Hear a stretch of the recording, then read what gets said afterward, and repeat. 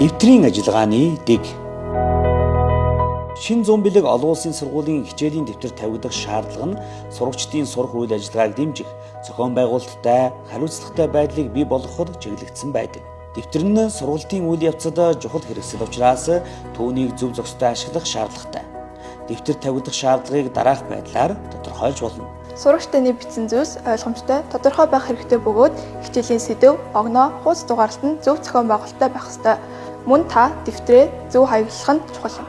Дэвтрийн нүүр утсан дээр сурагчийн анги нэр болон хичээлийн нэр гэх мэт мэдээллүүд байх хэрэгтэй бөгөөд дэвтрээ арга гамтай ашиглаж хэрэгтэй үед нь шинэ дэвтэрнийх нь чухал юм.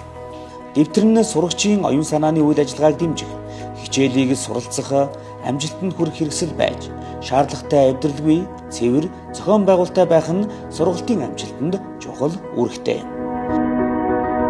Зөв ухаалаг шинэ зүүн бэлэг сургуулийн сурагч танд баярлалаа.